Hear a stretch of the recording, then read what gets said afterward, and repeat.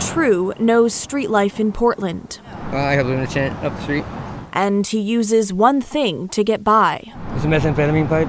If it was more pure meth, it would be all white. Whatever quality he can get, he smokes along the East Bank Esplanade. No fear of being caught by police. I'm not too worried about it, to be honest with you. And that's because possession of small amounts of hard drugs, like what he has, is currently not a crime in Oregon. That's all changing come September. When caught solely with possession, people like True will have the option of treatment over jail. It's not going to help anybody get to treatment any faster. Exactly what county and city leaders are trying to change.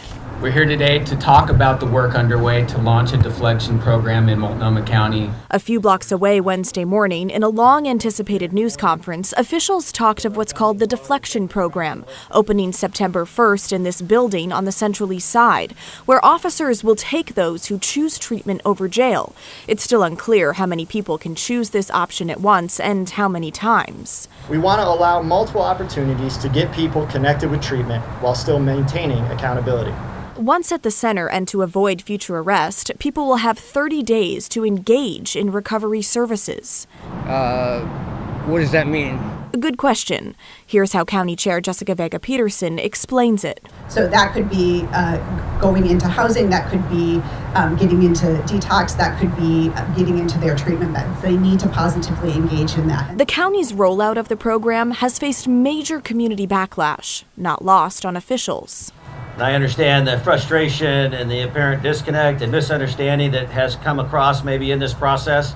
There has been criticism about not having a plan, but we are building a deflection system that includes mobile outreach, leverages peer support, and finally creates a drop-off center for law enforcement. The bottom line is law enforcement needs tools to stop behavior that harms the community. And the goal needs to be to connect people with treatment, not incarceration. People like True remain skeptical. I would rather do jail, to be perfectly honest, because treatment is, most treatment facilities aren't worth it. Well, that's the reality from his perspective. Okay, Blair, this all comes a day after the Multnomah County Sheriff said in news that stunned all of City Council she would not book people into jail who violate Portland's new camping ban. And that did come up today, David, because the sheriff was there, but only briefly, because the Multnomah County communications team quickly jumped in and redirected the news conference. Take a listen.